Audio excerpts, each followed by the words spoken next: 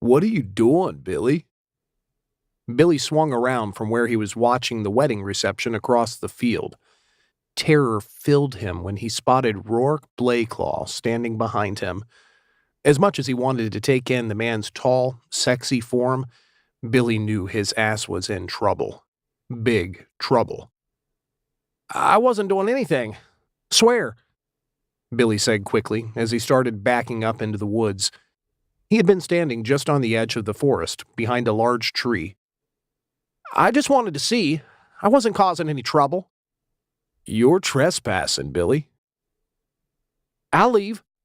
Billy continued to back up, but he wasn't getting any further away from Rourke. The man took a step forward for every step Billy took back. "I swear I wasn't causing any trouble, Rourke. I just wanted to see the wedding." "You weren't invited, Billy." Billy swallowed. In his mind, Billy knew he'd never be invited to one of the Blaklaw celebrations, but in his heart, he ached to attend them all. The Blaklaw family was known far and wide as being close-knit, each member caring for the others in some way. That connection between them fascinated Billy.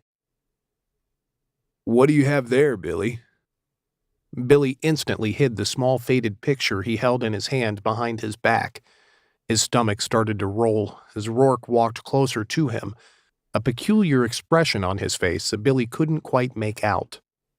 Besides the workings of the Blaklaw family, Billy was most intrigued by Rourke. He was the third brother born of 5, the middle son, so to speak.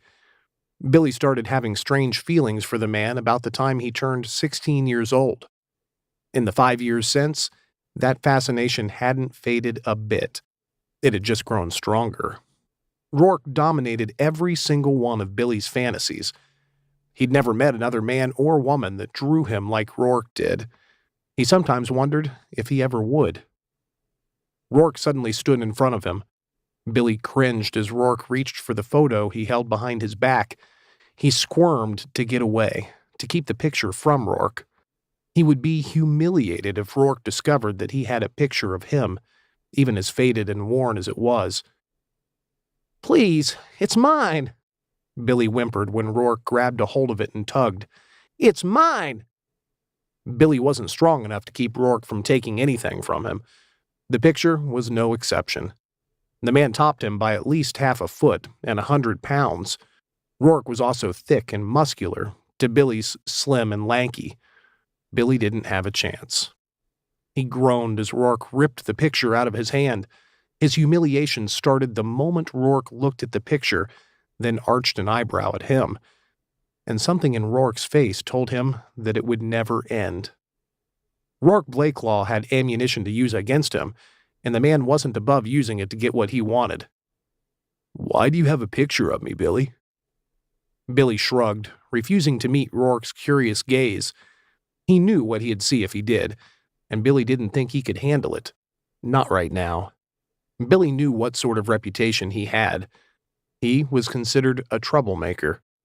And, in a way, he was. He learned at a very early age to do whatever his older brother, Clem, told him to do, or face the consequences.